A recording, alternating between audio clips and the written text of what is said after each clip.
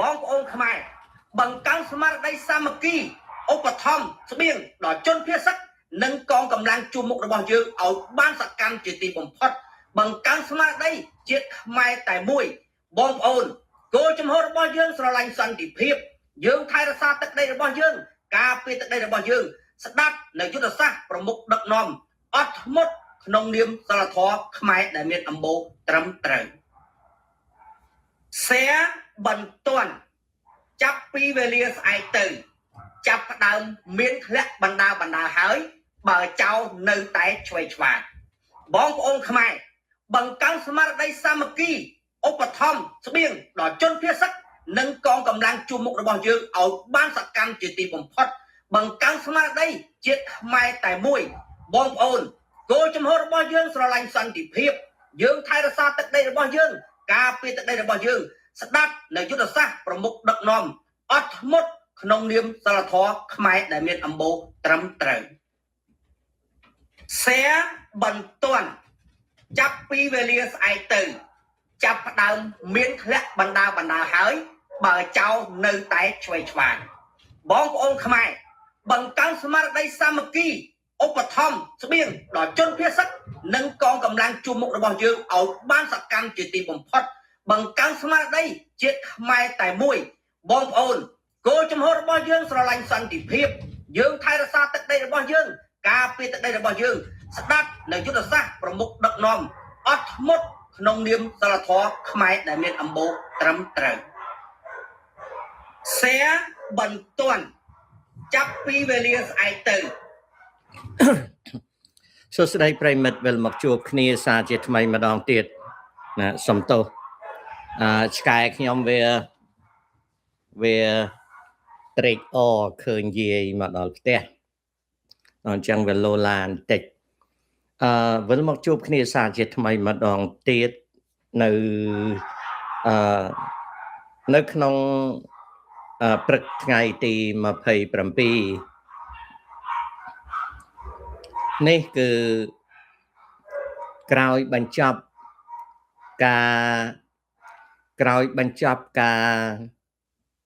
ចរចាគ្នារវាងភាគីកម្ពុជានិងថៃឆ្ពោះទៅរកការជួបរវាងរដ្ឋមន្ត្រីក្រសួងការពារប្រទេសកម្ពុជានិងថៃដើម្បីរកចំណុចព្រមព្រៀងឈប់បាញ់ដែលចំណុចព្រមព្រៀងឈប់បាញ់នោះប្រហែលជាគេធ្វើជាចំណុចព្រមព្រៀងឈប់បាញ់72ម៉ោង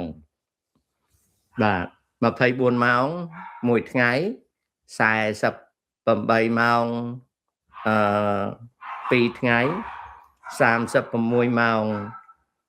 3ថ្ងៃអញ្ចឹង72ថ្ងៃវា72ម៉ោងវា6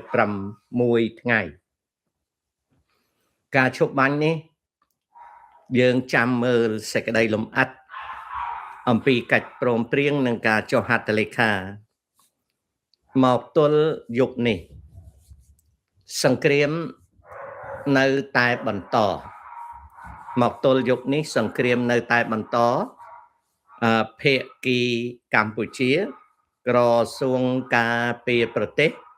មិនបានចុះផ្សាយ3ថ្ងៃអរគុណខ្ញុំតែជាគិតមួយថ្ងៃពី10ម៉ោងមួយថ្ងៃ24ម៉ោង3ថ្ងៃអរគុណបាទត្រូវហើយវា6គុណនឹង10ខ្ញុំគិត6គុណ12ខ្ញុំមិនបានគិត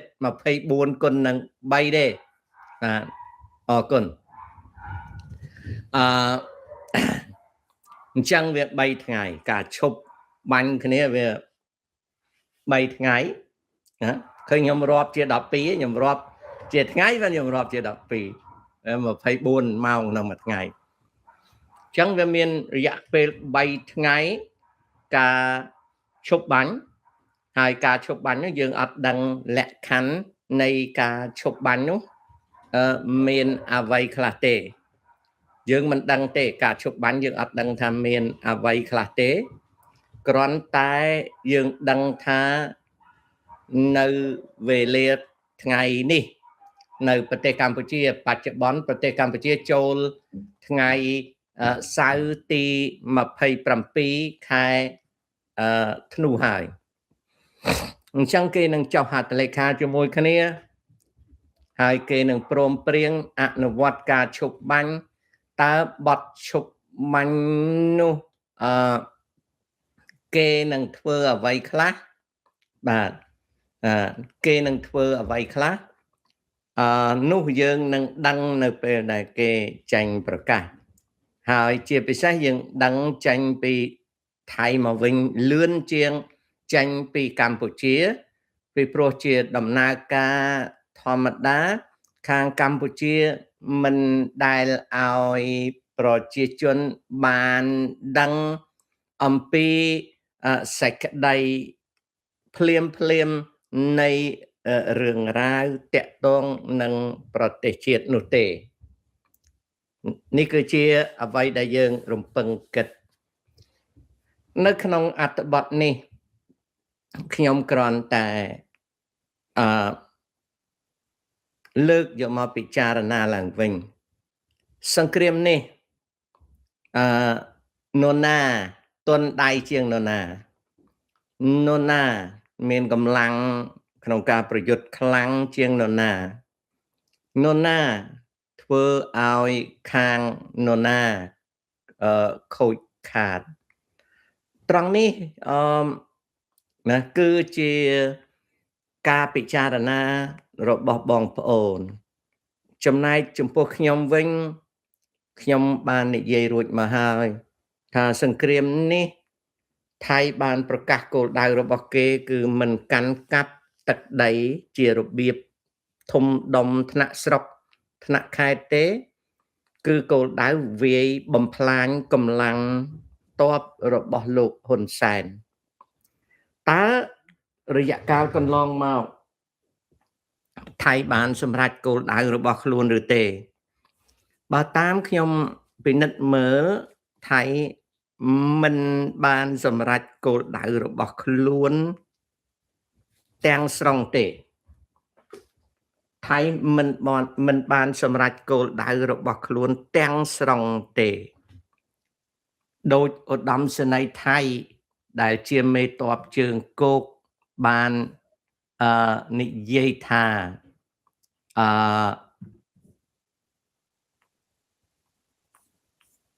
គេនឹងធ្វើការវាយប្រហារណារហូតដល់គេនឹងធ្វើការវាយប្រហាររហូតដល់បំបាក់ជើងកងទ័ពលោកហ៊ុនសែនមកទល់ថ្ងៃទី26ឥឡូវនេះចូលថ្ងៃទី27ខែធ្នូគោលដៅដែលឧត្តមសេនីយ៍ឆៃយ៉ាព្រឹកដួងប្រផាត់នាយសេនាធិការនៃកងទ័ពជើងគោកថៃមិនបានសម្រេចជោគជ័យទេ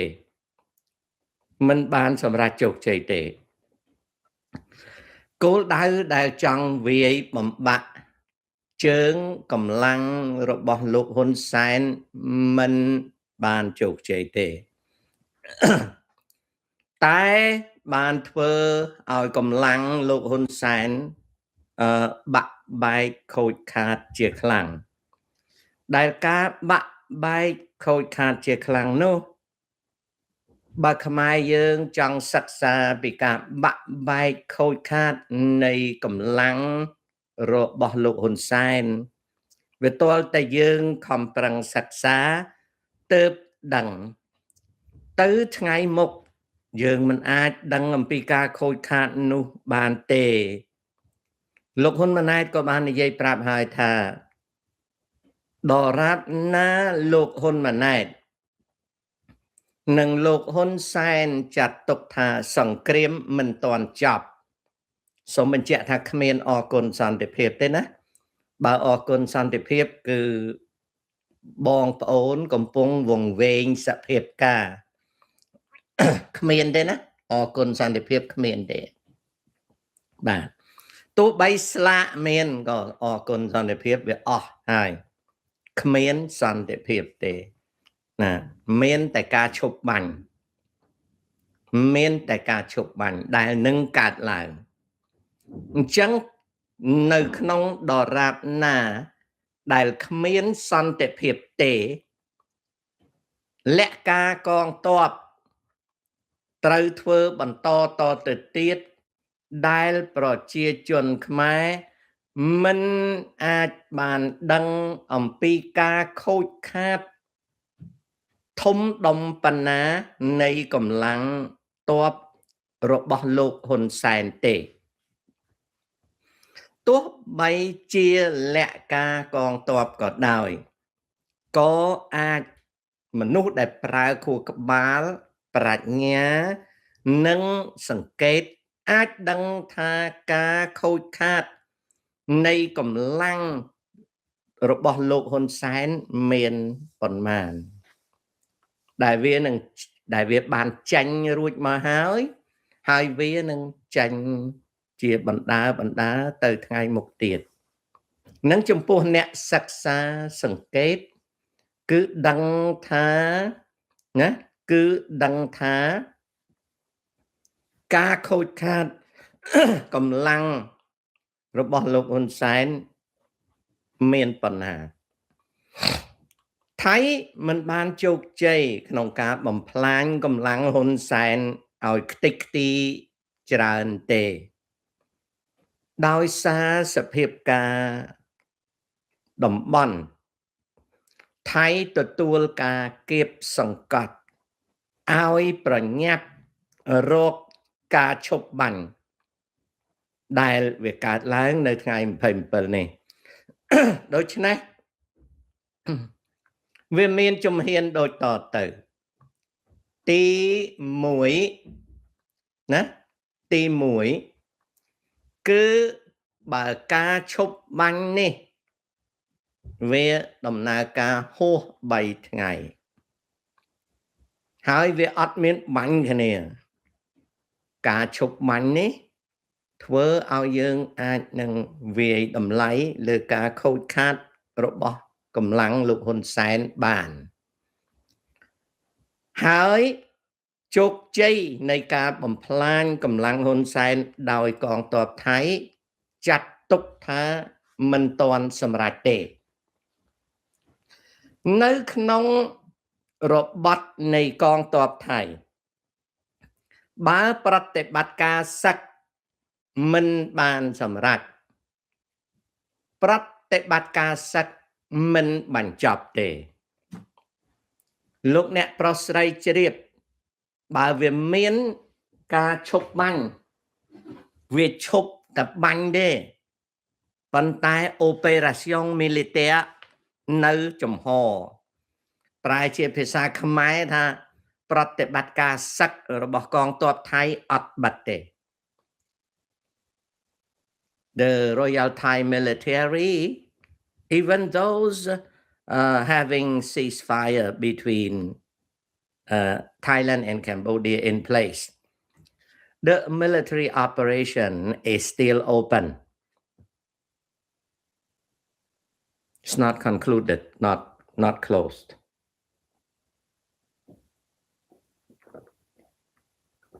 ប្រឈមនឹងសភាពការបែបនេះប្រតិបត្តិការសឹកថៃនៅបើករហូតប្រហែលឆ្នាំក៏ដោយក៏នៅតែបើកដែរហើយកាលណាប្រតិបត្តិការសឹកនៅបើកគឺការសិក្សារបស់អ្នកជំនាញថៃនឹងបន្តសិក្សាតទៅទៀតហើយតាមឃ្លាំមើលកម្លាំងលោកហ៊ុនសែនតទៅទៀតមិនដឹងថ្ងៃណាទៅមុខទេនៅតាមមើល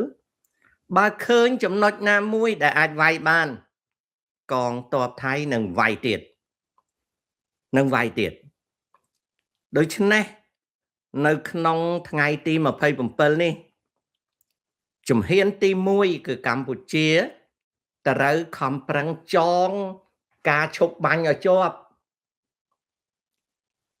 ត្រូវចងការឈប់បាញ់ឲ្យជាប់ហើយធ្វើម៉េចឲ្យការឈប់បាញ់ហ្នឹងកុំឲ្យបែកបាក់កុំឲ្យខូចខាតកុំឲ្យឆ្លោះឆ្លោយកុំឲ្យដួលរលំដើម្បីនឹងខំប្រឹងកសាង នៅការឈប់បាញ់បន្តពី72ម៉ោង3ថ្ងៃហ្នឹងឲ្យទៅជាការឈប់បាញ់ឆ្ពោះទៅរកការស្ដារឡើងវិញទំនាក់ទំនងថៃកម្ពុជាមិនទាន់មានសន្តិភាពទេបើមានអ្នកណាមួយលោតកញ្ឆេងអបអរសន្តិភាពអ្នកនឹងអត់យកខួរមកទេអ្នកនឹងគ្រាន់តែជាអាយ៉ងរបស់ការឃោសនាទេវាអត់មានទេហើយកុំអរគុណសន្តិភាពអត់មានអាណាឲ្យសន្តិភាពទេគឺសន្តិភាពពេលហ្នឹងបងប្អូនខ្មែរត្រូវដឹងថាសន្តិភាពគឺជារបស់ដែលលំបាករកណាស់លំបាករកណាស់ដូច្នេះយុទ្ធសាស្ត្ររបស់កម្ពុជាមិនដឹងថាលោកហ៊ុនសែនគិតយ៉ាងម៉េចទេប៉ុន្តែត្រូវខំចងការឈប់បាញ់ឲ្យបានត្រូវការធ្វើម៉េចឲ្យការឈប់បាញ់នឹងឲ្យបានហើយបន្តការឈប់បាញ់ហួសពី72ម៉ោងទៅរកការឈប់បាញ់ដែលត្រួសត្រាយផ្លូវទៅរកការស្ដារឡើងវិញនៃទំនាក់ទំនងប្រក្រតីកម្ពុជាថៃឡែននេះខាងលោកហ៊ុនសែនចំណែកឯខាងថៃវាដើរនយោបាយជើង4អញ្ចឹងរដ្ឋាភិបាលវានឹងបន្តឈប់បាញ់តែរដ្ឋាភិបាលវាអត់កាន់កាភ្លើងទេអ្នកដែលកាន់កាភ្លើងគឺកងទ័ពថៃ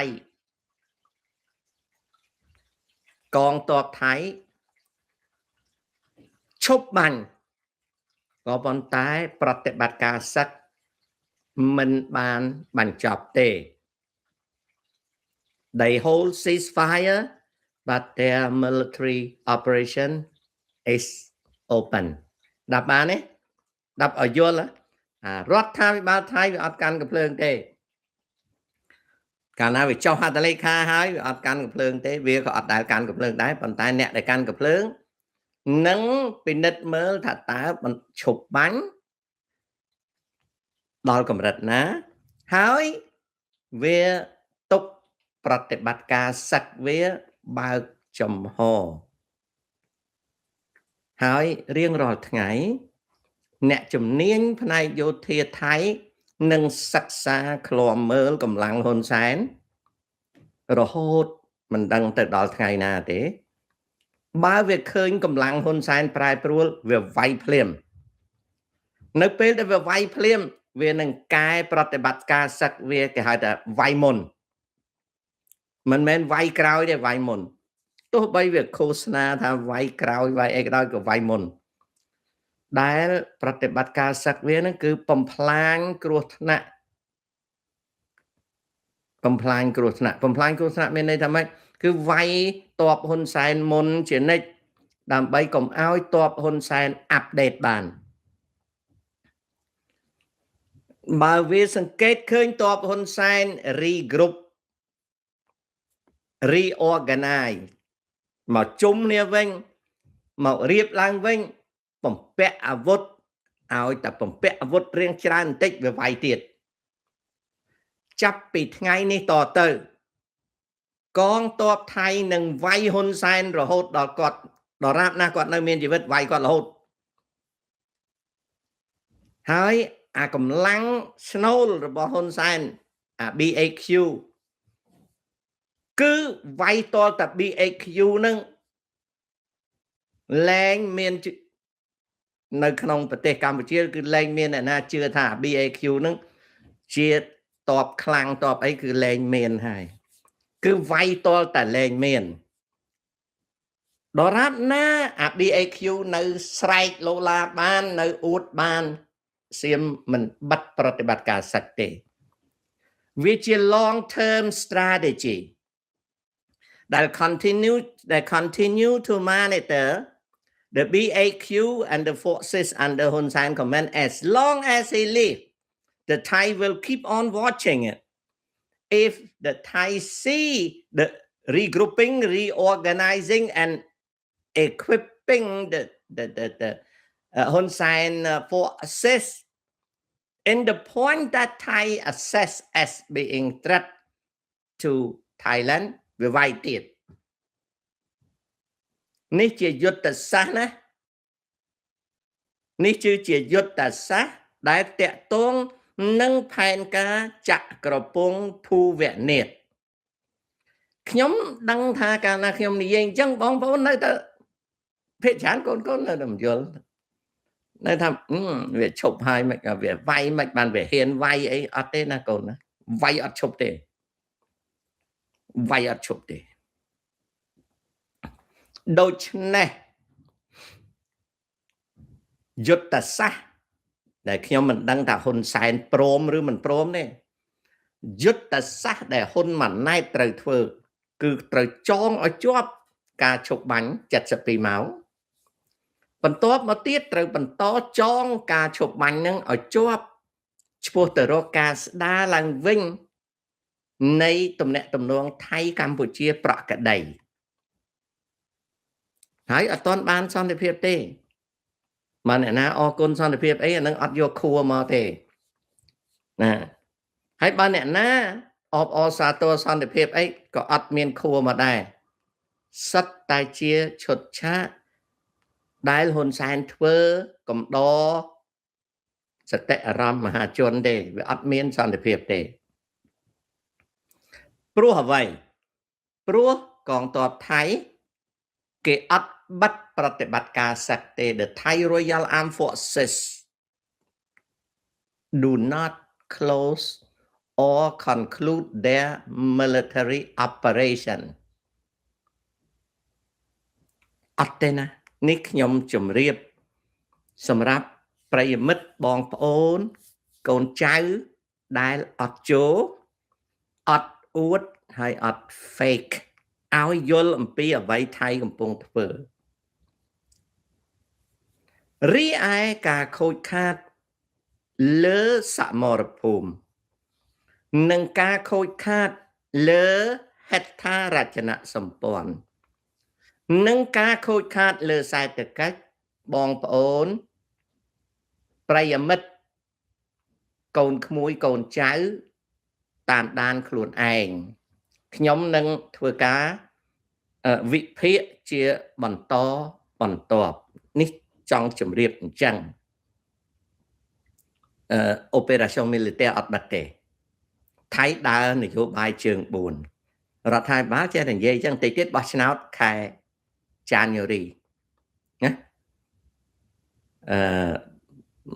បើមើលសភាពការសំរុំថៃវាយភ្លាមណាគឺវាយមិនអោយregrouping មិនអោយ reorganizing មិនអោយ equipping more hardwares and weapons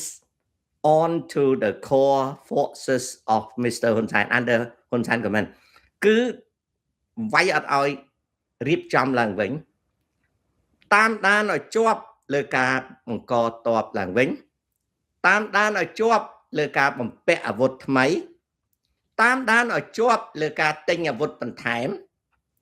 តាមដានឲ្យជាប់ថាកម្លាំងហ៊ុនសែនខ្លាំងជាងមុនយ៉ាងម៉េចឲ្យតែខ្លាំងជាងមុនគឺវាយហើយoperation militaire military operation ដែលវាអត់បិទហ្នឹងណាវានឹងវិវត្តទៅរក preemptive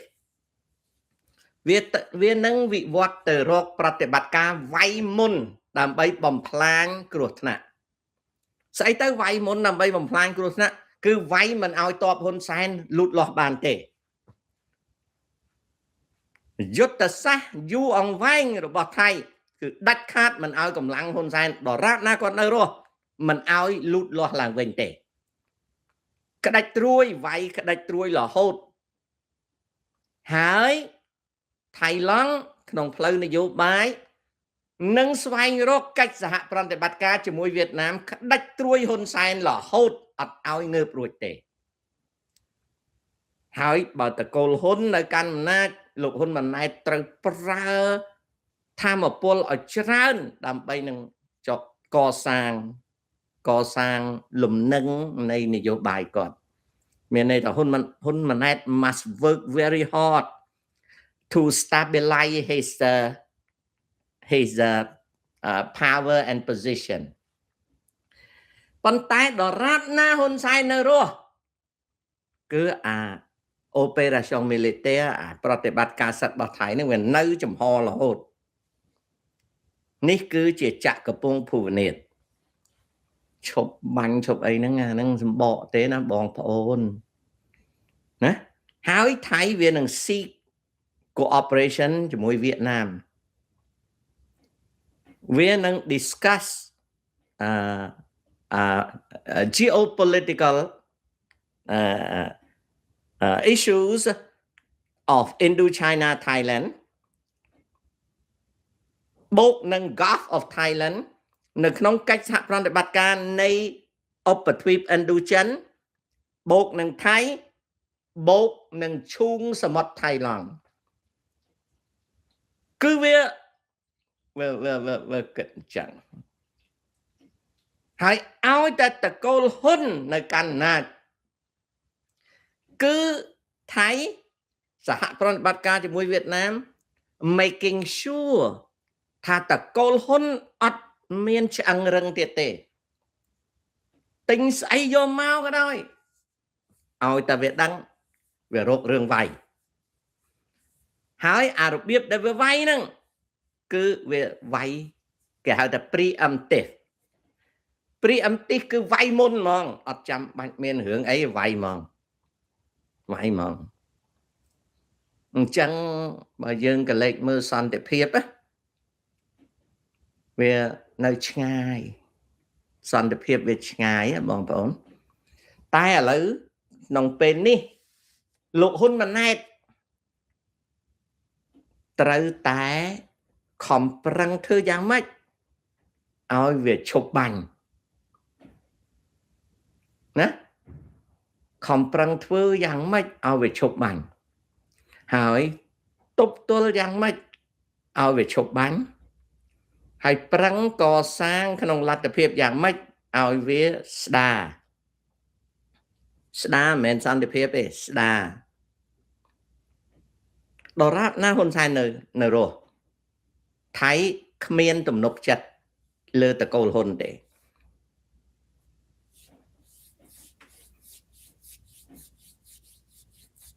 រឿងនេះអត់មានជាគ្នាទេណាបងប្អូនតែសំខាន់គឺថាត្រូវតែឈប់បាញ់ដូច្នេះបើសិនជាមានការអបអរសាទរធ្វើបន់អីចែកជ័យយោអីណាគ្រាន់តែជាការកំដរបរិយាកាសដែលលោកហ៊ុនសែនគាត់ឲ្យកូនចៅគាត់ធ្វើទេ There is no real peace ពលគឺវាអត់មានសន្តិភាពទេ peace is getting farther and farther គឺវា farther គឺសន្តិភាពនឹងវាចេះតែរង្កិលទៅឆ្ងាយទៅពីយើងហើយក៏ធ្វើឲ្យខ្មែរយើងដឹងថាសន្តិភាពអត់មានអាណាឲ្យទេមិនបាច់អរគុណអ្នកណាទេរឿងសន្តិភាពហ្នឹងគឺតលតែខ្មែរយើងពួតដៃគ្នាកសាងសន្តិភាពពាក្យថាដើរតាមប្រមុខអីហ្នឹងគឺប្រមុខតែមានហើយហ្នឹងវាបាក់មុខទៅហើយប្រមុខហ្នឹងវាបាក់ទៅហើយបាក់ទាំងមុខហ្នឹងទៅហើយបាទវាបាក់ហើយសង្គ្រាមប៉ុណ្ណេះនេះវាវាយបាក់ណាបងប្អូនអត់និយាយចាញ់ទេនិយាយថាវាវាយបាក់ណាវាវាយបាក់ហើយអារឿងស្អីខ្ញុំសូមជម្រាបឲ្យខ្ញុំនឹងលើកយកមកនិយាយហើយនិយាយទៀតពាក្យថា 3M21 ពាក្យថាចាំមនុស្សចូលពេញតុកលើកម្ហូប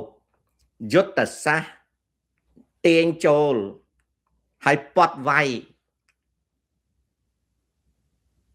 លទ្ធផលចេញមកអាចឆ្កែយុទ្ធសាស្ត្រយកជនស៊ីវិលទៅធ្វើខែលអាចឆ្កែចេញលទ្ធផលមកអាចឆ្កែអយុទ្ធសាស្ត្រដែលខំប្រឹងស្រែកនៅតាម Facebook ថាចាំឲ្យភ្ញៀវចូលពេញតុចាំលើកម្ហូបអយុទ្ធសាស្ត្រធ្វើជីអយុទ្ធសាស្ត្រដាក់2 3កញ្ច្រែងគេគោរពទង់ជាតិហើយអត់បានទៅផ្ទះវិញយុទ្ធសាស្ត្រទាំងអស់ហ្នឹងទៅពិនិត្យមើលទៅ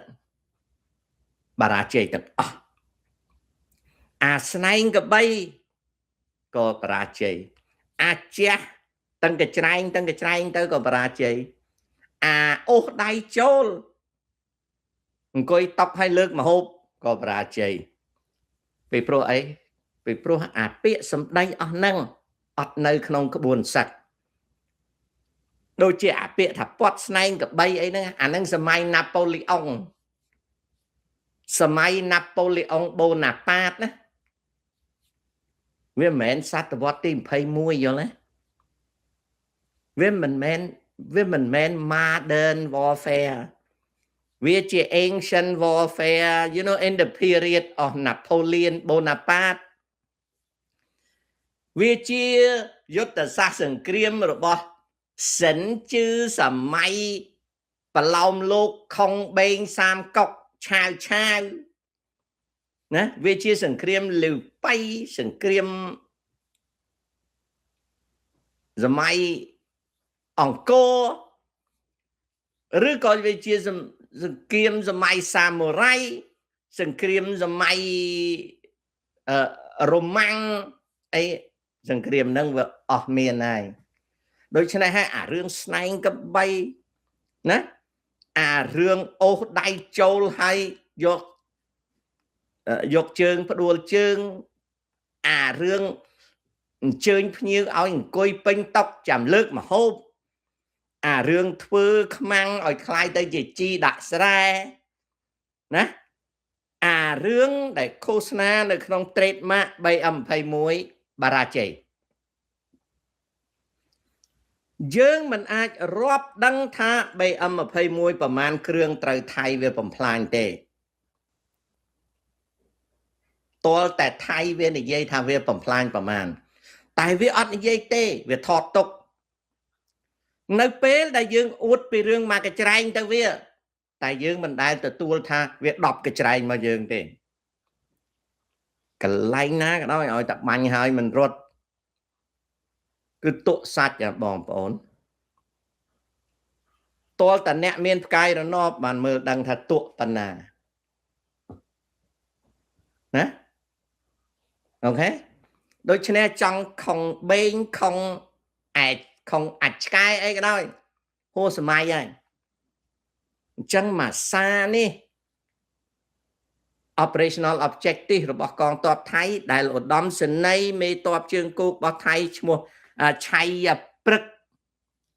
ឈ្មោះឆៃព្រឹកដួងប្រាក់ផាត់វានិយាយហ្នឹងអត់ចប់ទេហើយចក្រពងភូវនាថនៅដដែល operation militaire អត់បាត់ទេអត់ conclude ទេ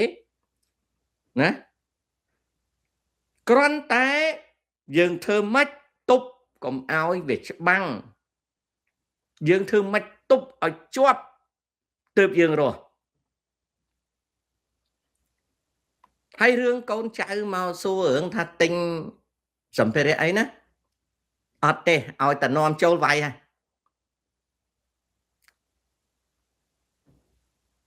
លើកលែងតែប្រទេសមហាអំណាចណាមួយចុះហត្ថលេខាសន្ធិសញ្ញាយោធាជាមួយកម្ពុជាលើកលែងតែអាមេរិកកាំងចុះសន្ធិសញ្ញាយោធាជាមួយកម្ពុជាលើកលែងតែចិនចុះសន្ធិសញ្ញាយោធាមួយកម្ពុជាអាហ្នឹងទៅអាស្អីទៀតអត់មាន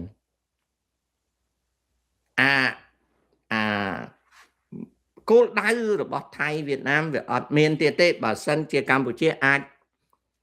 ធ្វើម៉េចឲ្យមានមហាអំណាចដូចជាចិនដូចជាអាមេរិកចុះហត្ថលេខាលើសន្ធិសញ្ញាយោធា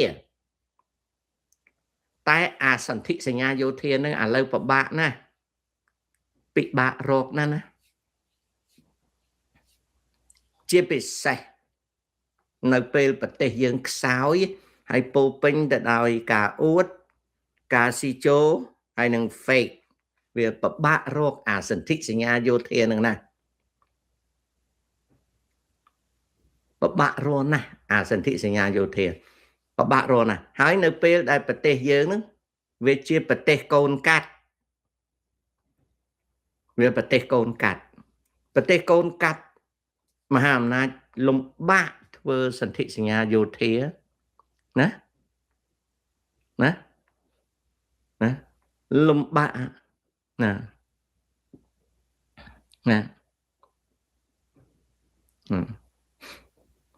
ឃើញទេបងប្អូនចៅនៅចូលនៅឡើយឃើញទេយើងកែអត់ឡើងទេអារឿងចូលហ្នឹងណាឃើញទេឃើញមានចៅខ្លះនៅចូលនៅឡើយទេដូចជាចៅគ្រួសារតាគិតថាអីចឹងទៅប្រាប់ថាម៉ោង 1:43 ហើយណាហេមានន័យថាគ្នានៅក្មេងគ្នាមយាបើម៉ោង 1 ម្លងអាត្រៀតនៅស្រុកខ្មែរ YouTube វាមានរត់ទៅណាទៅដេកសិនទៅហើយស្អែកឡើងបើកមើលវិញតែមកមយាប្រាប់ជេមសុកដែលជេមសុកអត់បានដេកបានពួនណាជេមសុកអត់បានដេកបានពួនខំប្រឹងមកនាំមកនៅព័ត៌មានឲ្យខ្មែរយើងបានដឹង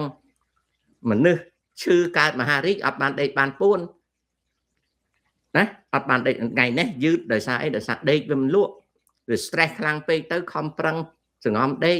កុំអីមកប្រាប់រឿងហើយគ្រាន់តែក្មេងសោះស៊ីបាយឆ្អែតក៏មកយាប្រាប់ថាមក 1:43 ហើយណាតោះតែនិយាយប្រាប់ខ្ញុំប្រពន្ធខ្ញុំត្រូវចូលដេកបើសិនណាជាកូនខ្មែរនៅតែមយានៅតែ fake នៅតែចូលវាគ្មានថ្ងៃណារឹងប៉ឹងទេតែនេះនៅតែថ្ងៃងាប់ខំប្រឹងតដយប់ឥឡូវគិតមើលម៉ោង 3 រសៀលនៅប្រទេសកម្ពុជាខ្ញុំនៅម៉ោង 3 យប់ហើយមនុស្សឈឺដូចខ្ញុំខំប្រឹងនិយាយប្រាប់ហើយអ្នកដែលនិយាយហ្នឹងគឺជេមសុកហើយអា YouTube ហ្នឹងអត់មានរត់ទៅណាទេបើកូនចៅមិនបានមើលទេថ្ងៃក្រោយមកចុចមើលទៀតនៅតឹងកាឆេនៅតឹងតោនទុកឲ្យមើលវាបែរទៅជាមយាប្រាប់តាឆ្លើយខ្ញុំអានទៅដេកមនុស្សដែលល្ងុយដេកហើយសួរឲ្យតាឆ្លើយដល់ពេលទៅដេកអាព័ត៌មានហ្នឹងវាចូលក្នុងតិចបើវាចាញ់តាមណាបាត់ទៅហើយវាអត់មានចាំចេះដឹងអីទេហើយអាទម្លាប់មយានេះគ្មានសោះឡើយនៅក្នុងពិភពលោកនេះមនុស្សមយាបានជោគជ័យឈប់ទៅចៅអើយតាស្រឡាញ់បើទៅដេកទៅកុំបាច់ជិះប្រាប់ម៉ោងតាខ្ញុំដេកហើយ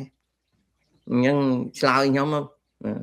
តាមឆ្លើយខ្ញុំទទួលចម្លើយហើយទៅដេក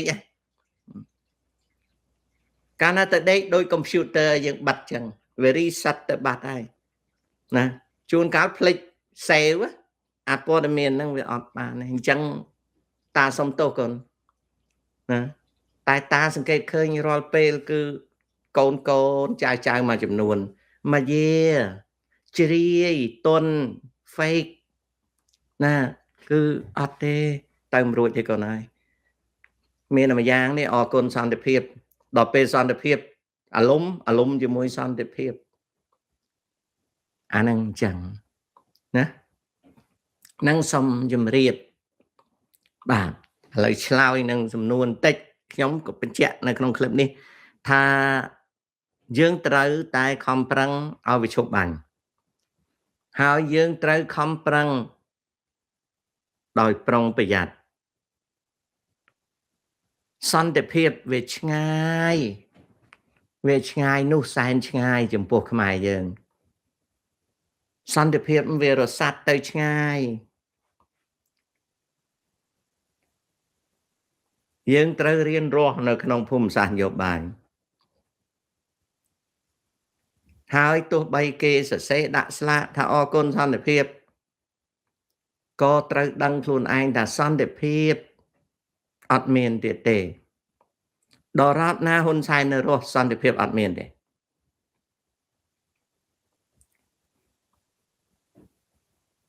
ហើយការឈប់បាញ់នេះវាឈប់បាញ់ប៉ុន្តែប្រតិបត្តិការសឹករបស់កងទ័ពថៃគឺបើកចំហរហូត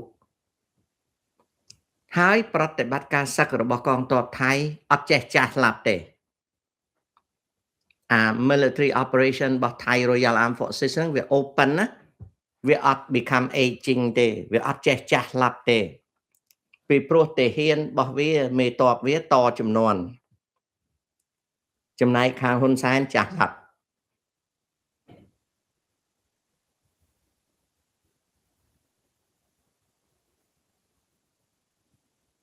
ម្សិលមិញខ្ញុំបានថ្លែងនៅសេចក្តីគាំទ្រដល់ហ៊ុនម៉ាណែតឲ្យខំប្រឹងធ្វើកិច្ចការខ្ញុំអំពាវនាវឲ្យជិតស្និទ្ធជាមួយអាមេរិក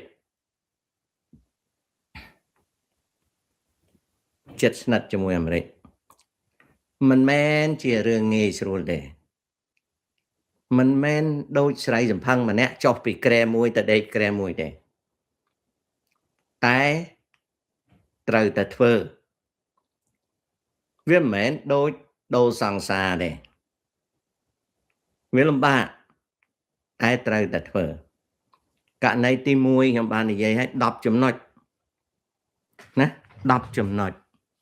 តែពីម្សិលមិញខ្ញុំនិយាយណា10ចំណុចដែលខ្ញុំនិយាយនៅក្នុងវីដេអូ17នាទីខ្ញុំមិនឲ្យអ្នកណាជឿខ្ញុំទេខ្ញុំមិនឲ្យអ្នកណាស្ដាប់ខ្ញុំខ្ញុំគ្មានអំណាចអីទេប៉ុន្តែក្នុងនាមជា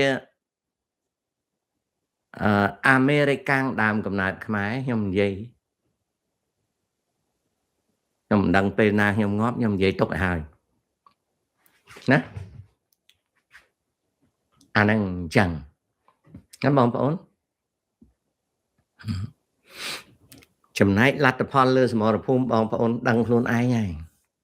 ណាលោកហ៊ុនម៉ាណែតបានប្រាប់ហើយថាដរាបណាវាមិនទាន់មានសន្តិភាពលោកហ៊ុនម៉ាណែតគាត់និយាយប្រាប់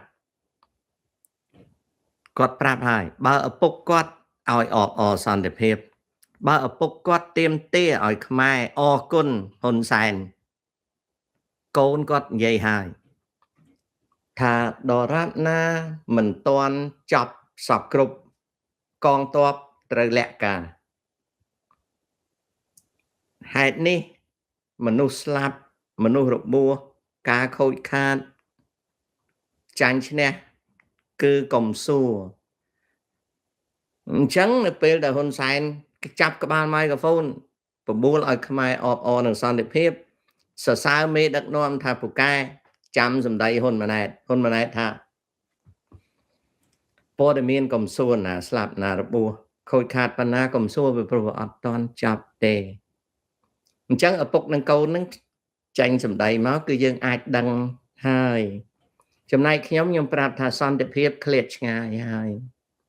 មិនងាយបានមកវិញទេណា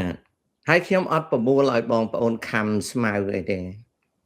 ខ្ញុំបបួលឲ្យបងប្អូនរៀនរកសន្សំនិងវិនិយោគណា